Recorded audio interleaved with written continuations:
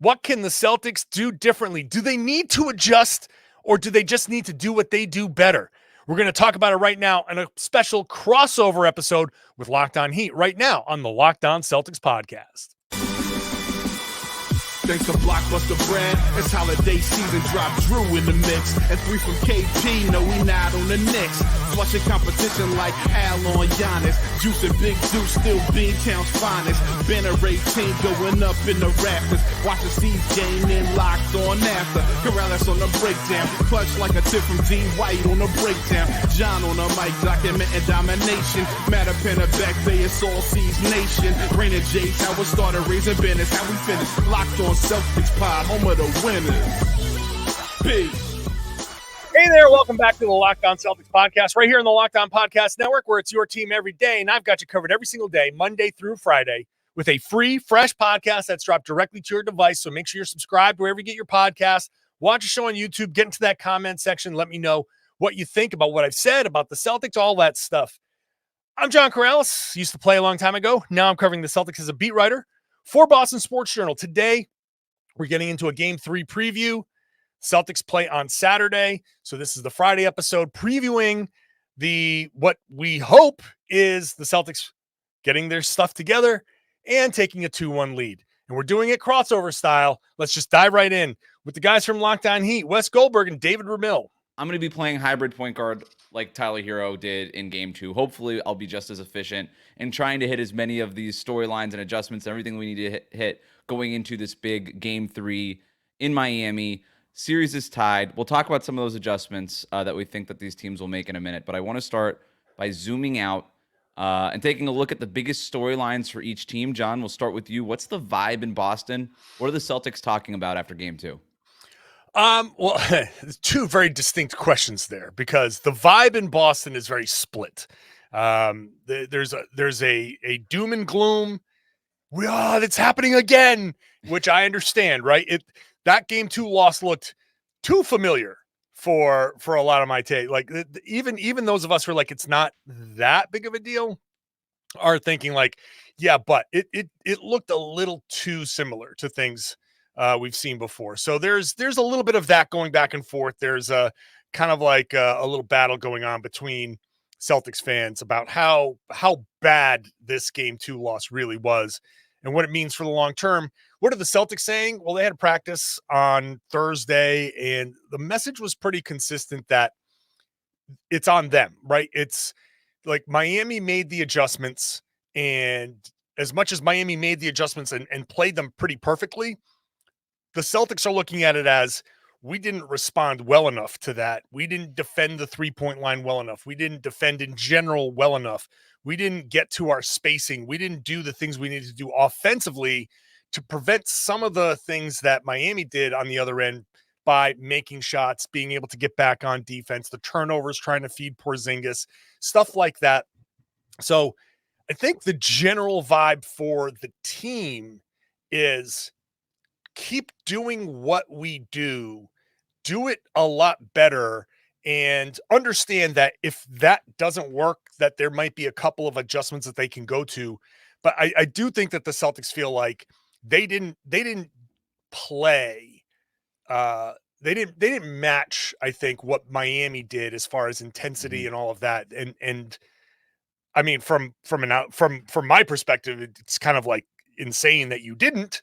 But looking at the game all over again, it's like, yeah, they could have closed out. They could have done a lot of things better that they didn't do, and that hurt them. It sounds like you're surprised that they didn't, because I watched that game too, and my first thing was like, wow, the Celtics really were not closing out very hard. And I understand part of that is schematically, like the game plan. You want to do a soft closeout, take away the drives, take away those 2-pointers at the basket the Heat are trying to get to. But sometimes it was also just Jaylen Brown not doing his job.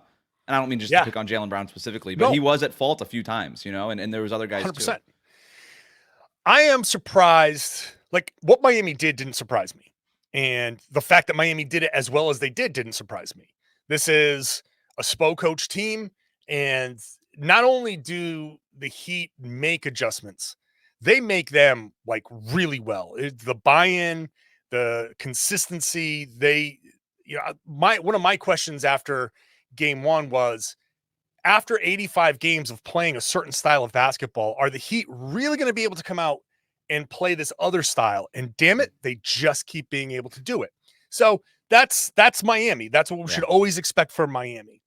I am surprised that the Celtics didn't come out with that same, I shouldn't say didn't come out with, they didn't maintain that level, because they started in the first quarter.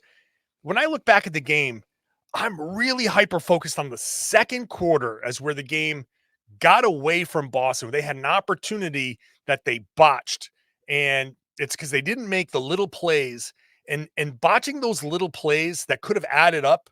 Celtics went into that halftime up 3 after Jaylen Brown went nuts. They could have been up 13 and just would have been an entirely different dynamic to that game. So I am a little bit surprised of what the Celtics didn't have that didn't play at the level they needed to. David, what do you think after kind of thinking about the game, rewatching it? How much of this was a little bit surprising on the Celtics' part? Because I did come away a little bit surprised by how poorly they played. I mean, frankly, they did down the stretch. What were your takeaways, Dave? From the Celtics perspective? Or whatever, I mean, just having thought about this for a while, yeah. I think I kind of speak for some Heat fans in terms of like they're still, I think, a lot of basking in the moment, and I think it's a little premature also because it is just one game, but it was an effective response from Miami, and that's my thought process about all this is moving forward. How does Boston respond? What are the adjustments that they make, and how do they approach Game 3 with a sense of urgency? And I think that's the big thing. As far as Boston's approach in Game 2, I don't know that they were necessarily, that they didn't take it with the same kind of level of urgency or the same kind of, just the idea of them having to do things better. I could see some of that. That was certainly the case in Game 2, but I think Miami caught him by surprise a little bit, which is a little, again, that in and of itself is a surprise because Miami has made these adjustments in the past. And I know you can chalk it all up to, well, they had a hell of a shooting night, but you know what? They've had really good shooting nights against this Boston team specifically in the past. So I don't know how why much is that? It really It's specifically Why Caleb is Martin. that? It's crazy. It's Caleb 4 times this stat from Cooper Moorhead. 4 times in the last 2 postseasons, the Heat have shot better than 50% against the Celtics. That is a crazy number. That is a wild number. I mean, people always say you chalk it up to variance, you'll never get a miracle again like that. And the Heat have not only got a miracle like that once, but 4 times in the last 2 postseasons. Basically, in the last 9 games, they have shot against the Celtics. The last 9 playoff games against Celtics, in 4 of those games, they've made half of their 3-pointers. That's crazy. I don't understand. I want you guys to explain to my listeners and explain to me. Yeah. How is that possible? How can Caleb Martin go 5 of 6? How can Jaquez go 3 of 6? How can this keep happening where you shoot 50+% in the playoffs after not being a big 3-point shooting team, after not being a very high percentage team? You come in and you do this again in Boston. The role players are supposed to play better at home, not on the road. It's very, very confusing. Not in the Heat's case. The role players in Miami play better on the road than they do at home for some reason. Well, look, I mean, we kind of talk about it a lot with the show. They've gone through almost 40 different starting lineups, and as cliche as it might sound, like all these different guys getting different opportunities in different scenarios throughout the course of the regular season, I really think has them ready at a level that most role players and other teams across the playoff landscape just aren't. They're just not at the same level, because you've seen Jaquez, and look, he's a different kind of rookie, right? He's a rookie only in name. He's a little bit older. He's been there. He's been a little bit more experienced. And from day one, he's already been like very comfortable in what his role is. Caleb Martin is a completely different animal in the sense that 2 years ago, 3 seasons now, this is his 3rd season with Miami. He was basically out of the league, and who knows what would have happened, if not for a phone call from J. Cole to Caron Butler. No, it's not. That is such an overstated storyline. All right, it's not Wes, J. Cole. He does not work for the Heat's front office. I'm so over this. All right, whatever. Either way, he gets a tryout, and it turns out well. Nothing for to do him, with right? J. Cole. Okay.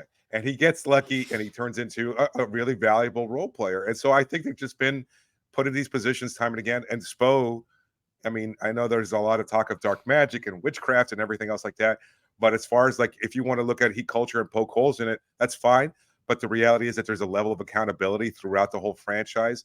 And I think he tells everybody to expect that you might get some playing time. And when you do, you have to start in that role, whatever it might be. And we see it time and time again during the playoffs. And all of that stuff certainly true, right? You can't deny the level of success the Heat have had with their role players over the last 2 or 3 seasons. But specific to this matchup against Boston, I think is sort of there's another layer on top of that. And I think part of this, John, is I'm a little surprised that Joe Mazzulla went with the same defensive scheme that he did last year when the Heat torched them from 3-point range, with the soft closeouts, with letting Haywood Highsmith and Jaime Jaquez and Caleb Martin go. And it's not that I'm surprised that he did it at all. I'm surprised that he stuck with it throughout a game when those guys were catching fire, because it looked great in game 1 when nobody was hitting a shot. Nobody was poking holes in the strategy. But as soon as those guys start catching fire, it just feels like Mazzulla doesn't want to, for one reason or the other, kind of change mid-game. And I do wonder if we'll see a little bit more of an adjustment going into game 3. But for whatever reason, like, the Heat feel comfortable in this Celtics matchup. And I do think something about the rivalry gets these guys fired up. I definitely think that that's an undeniable part of this. And that challenge of keeping up with Boston from a 3-point rate perspective is something that I just think it's almost like, hey, rising tides lift all boats, or whatever the hell that phrase is. Like, it's almost like that. It's like, hey, the Celtics, we already know they're going to make like 23 pointers every game. So we've got to do that. Like, we've got to get close to it. Where in other matchups, you don't necessarily have to meet that threshold. But we're going to talk about some more adjustments here on our special Locked On Heat, Locked On Celtics crossover edition. What do the Celtics have to do to bounce back in game 3? We'll get to that next here on our crossover episode. Today's show is brought to you by Nissan. Are you the kind of driver that likes to push things a little bit further? Ever wonder what adventure could be around the next corner? Our friends at Nissan have a lineup of SUVs with the capabilities to take your adventure to the next level, like the 2024 Nissan Rogue. It's perfect for city drives and great escapes. Class exclusive Google built-in is your always updating assistant to call on for almost anything. Forget connecting your phone and those wires hanging around everywhere.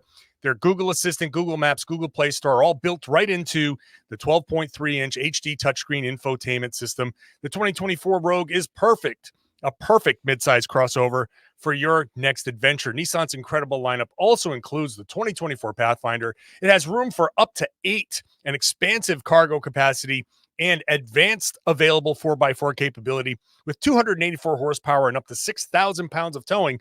When adventure calls, the Pathfinder is there to answer. Take the Nissan Rogue, the Nissan Pathfinder, or the big and beautiful Nissan Armada, and go find your next big adventure. Shop nissanusa.com. Today's show is also brought to you by BetterHelp. I'm a big proponent of therapy. I think it's helped me a lot. Maybe some Miami Heat fans think I could use some more, but that's fine. I'm open to that because BetterHelp is designed to be convenient, flexible, all suited to my busy schedule here covering the NBA. The thing that BetterHelp does is it allows you to find a therapist online rather than shopping around your neighborhood, your office, wherever you work, which opens up the possibilities of finding somebody that you can click with. You go to betterhelp.com/LockedOnNBA.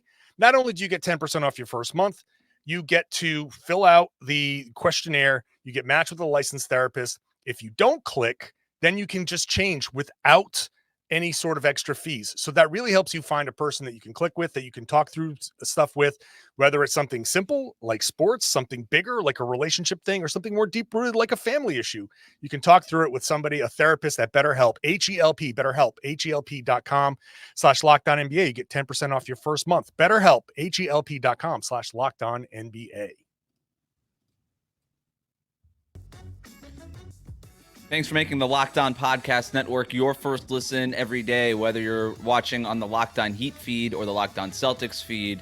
Make sure you're subscribed on YouTube. Make sure you're subscribed on your favorite podcast app. Before we get to any of the adjustments that the Celtics or the Heat can make, John, I do want to just share with you something that we found on a previous episode going into this series. Fans are going to be in this comment section. They're going to be in this comment section for this show because they're going to call me arrogant and they're going to say, You don't know what's coming. These Celtics, blah, blah, blah. Okay, yeah, whatever.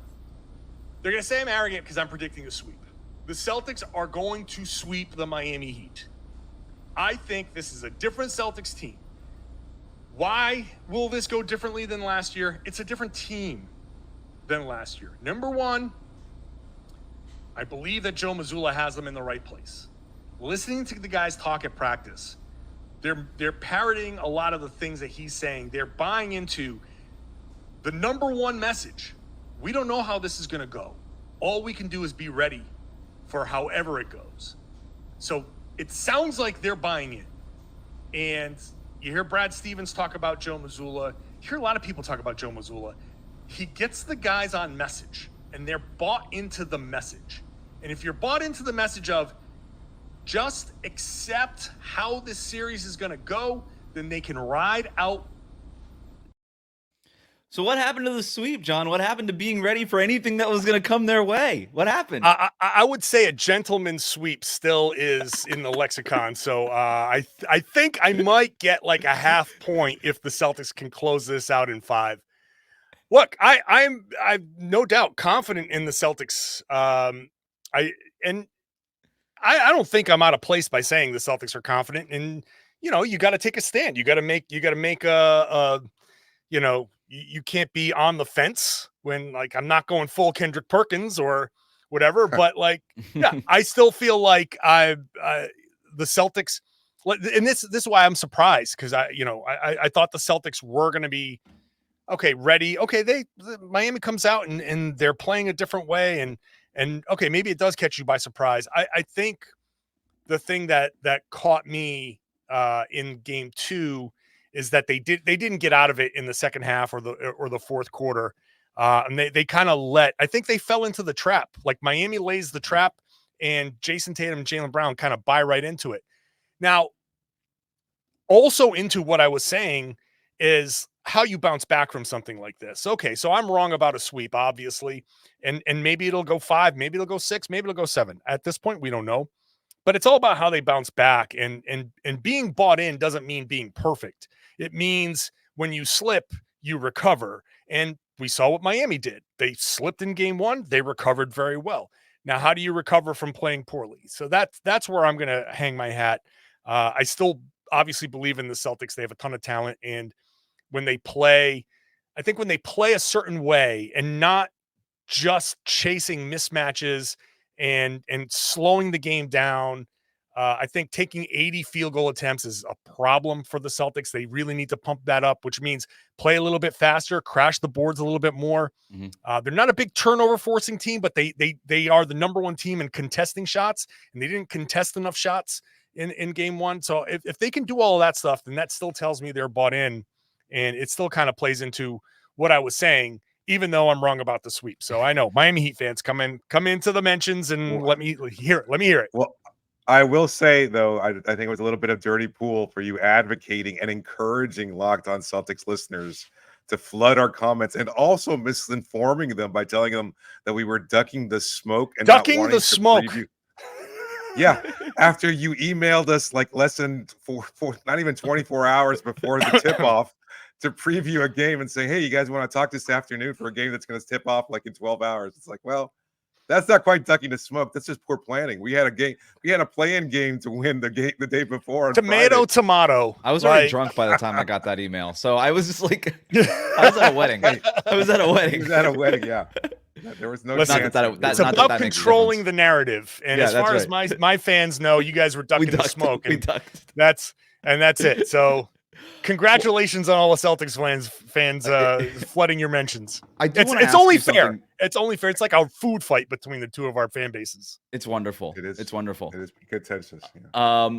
John, I want to ask you something you alluded to earlier, but the whole not going mismatch hunting. Jayson Tatum, Jaylen Brown in particular, they both had great scoring games in game 2, but the Heat, they clogged all the pipes when it came to any kick out passes and all that stuff that Joe Mazzulla and the Celtics want to get to, that 5-out offense, the thing that has made their offense so special for the regular season.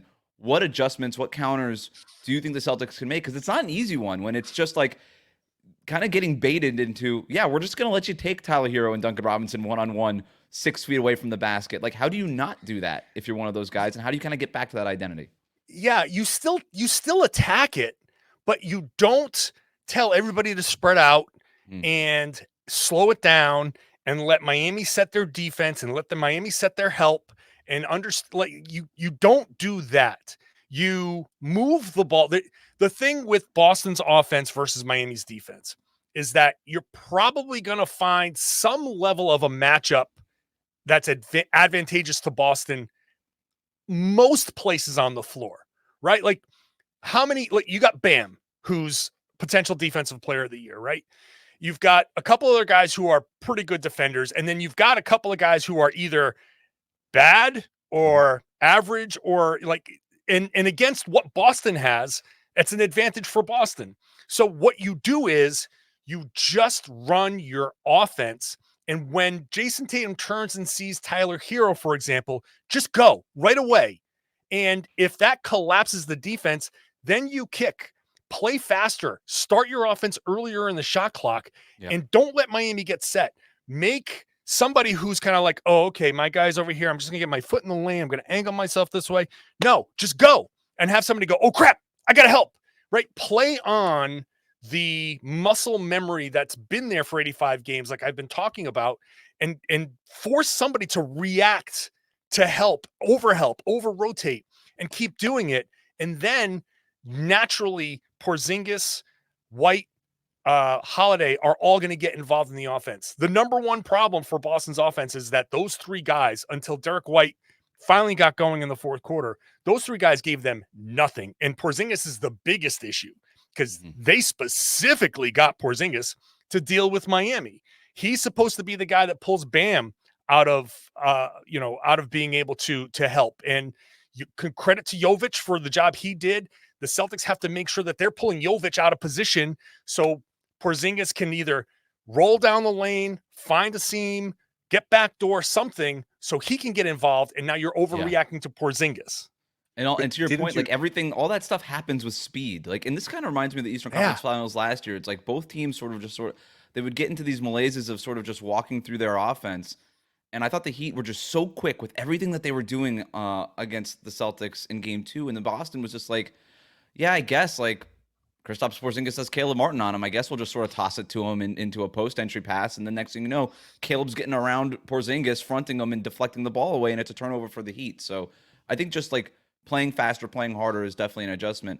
One last thing, John, the defensive strategy that we talked about earlier, do you think that that's something that Joe Mazzulla sticks with in terms of leaving certain guys open, daring them to make those shots? Because the thing about Mazzulla, he does not strike me as a graduate of the Mike Budenholzer school of rigidness. You know, he's usually really creative, especially on the defensive end. And I thought it was a little strange that he just stuck with that coverage throughout Game 2, even when those guys were making shots. So what do you think happens in Game 3? Well, I think in Game 2, we saw the Celtics' most effective defenses when they were really up on the ball and they really pressured the ball handlers coming off of screens. You can have your soft closeouts against a couple of guys. You can't have your soft closeouts against everybody. And it's about making sure that Tyler Hero and Duncan Robinson and the guys that can get like super hot are being run off the 3-point line, run into mid-range shots, giving the ball up. And then if it ends up with Caleb Martin, don't just walk out to him. Like when we say a soft closeout, like I've said this is going to be the third podcast in a row that I say this. Andre Drummond can hit 3-pointers when he's left all by himself and is just given a ton of time to shoot, right? Anybody who in the NBA given a ton of time to shoot can get themselves going. And answering my own question from like the first segment, Caleb Martin, it's not, I'm going to use the Marcus Smart comparison. Not that he's like what Marcus Smart was as a 3-point shooter, but when Marcus Smart got hot, he got hot. He holds the Celtics records for most 3-pointers made. When a guy who's a 35% 3-point shooter, 34% 3-point shooter, it's not that they hit 3 out of 10 and 4 out of 10 every other game. It's that they shoot 2 out of 10 for like 2-3 games and then have their 8 out of 10 game. That's what makes these guys what they are. So you can't let them get comfortable. So it's press up on the ball, make it uncomfortable, blow up the speed of Miami's offense, blow up the timing. And when it does get out to a shooter that you're okay with, still contest, right? But don't fly by him. Just contest, get up in his airspace, and you live with the result. We'll get to the Heat adjustments. What are they trying to carry over from game 2 into game 3 to maybe even take a 2-1 lead in this series in Miami? We'll get to that next here on a Locked On crossover edition, Locked On Heat, Locked On Celtics. Today's show is brought to you by LinkedIn Jobs. Now, I grew up in a small business. I was also a hiring manager at one point in my life. And I wish I had LinkedIn Jobs because it's not just a job board. You can hire professionals that you can't find anywhere else. The best part about what LinkedIn Jobs can do and that can help your small business, you're already like straight out, right? You don't have time to hire. They can find people who aren't even searching for jobs because 70% of LinkedIn users don't even visit another job site. They have their open to a new job setting set. So LinkedIn finds them for you. On LinkedIn, 86% of small businesses get a qualified candidate within 24 hours. You can hire professionals like a professional on LinkedIn. They know that you're wearing a lot of hats. Maybe none as nice as Tyler Hero's, but you are wearing a lot of hats. LinkedIn is constantly finding ways to make the process easier. They have a feature where they can help you write your job descriptions. 2.5 million small businesses are using LinkedIn for hiring. Make yours one of them. Post your job for free at linkedin.com/LockedOnNBA. That's linkedin.com/LockedOnNBA to post your job for free. Terms and conditions apply. Thanks for making the Locked On Podcast Network your first listen every day, whether it's on Locked On Heat or Locked On Celtics. Make sure you're subscribed to the YouTube channel and on your favorite podcast app. David, what do the Heat need to do? What do they want to carry over from game 2 other than just shooting 50% from 3, obviously? Yeah, I don't see how much how likely they are to replicate that. Certainly not in game 3, because I think the defensive adjustment from Boston will limit those opportunities. So, I mean, yeah, in an ideal world for Miami, they'd be able to shoot at that rate, but I think we'll see the necessary adjustment from Boston. So I know one of the common refrains from game 2 was Miami beat Boston at their own game, more or less, because of the shooting volume and the fact that they were able to capitalize on a lot of those open opportunities. So I think they have to be prepared for those adjustments that the Celtics are likely to make. And having said all this, before I even actually give you the adjustment, Spo tends to lean into his strengths. Like we've heard it time and again. He doesn't like making those adjustments necessarily because he's like, let's continue to do what we do best. And at the same time, he has to be a little bit more flexible. So I'm curious to see exactly how he has the team prepared. But I'd like to see them kind of have more off-ball movement, incorporate more slip screens, things of that sort, get a little bit more cutting towards the basket. And that might throw a little bit of a monkey wrench into what Boston does defensively so they can kick it out, spray it to those open shooters who have to continue to knock down those shots with intent. And we hear that from Spo all the time. But we didn't see it in game 1. There was too much hemming and hawing beyond the perimeter. Not sure what to do. I'm curious to see, again, how Tyler Hero manages the offense because he was so vital to helping Miami get to their spots and having those open looks from beyond the perimeter with the ball in his hands. Can he duplicate that again in game 3? Yeah, that's sort of what I'm looking at too. You mentioned sort of the urgency that the Heat were playing with, that they didn't have in game 1, that they did play with game 2. We've already talked about it. That's in terms of what the carryover is. That's the carryover. It's not, hey, shoot 50% from 3.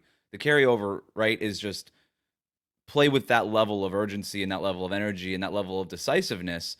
And then whatever comes after that, because John, you saw this, like basically Miami's first action, that was enough to get through. That was enough to puncture Boston's defense. That's not going to be the case in game 3. The Celtics are going to dial that in. And then what happens when they dial it in, right? Maybe other things get sprung open in terms of what David was saying. Then maybe those backdoor cuts, those slip screens are available. They didn't need that stuff in game 2. They're probably going to need it in game 3, I would imagine, right?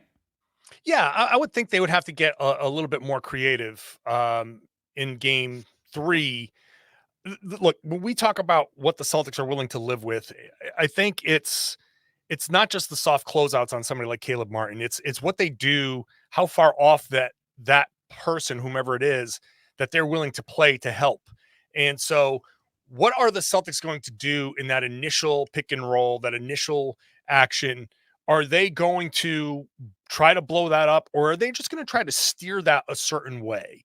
And then I think one thing we might see from the Celtics is kind of like the late switches, veering guys into a spot. And what the Celtics didn't do well enough is the guy like Jrue Holiday coming around pushing a Heat ball handler over the top and then sprinting straight to the corner to defend the kick out, Right. rather than having it like there was one where Jaylen Brown stepped in and no one stepped out to, I think it was Jovic, and it was a wide open three.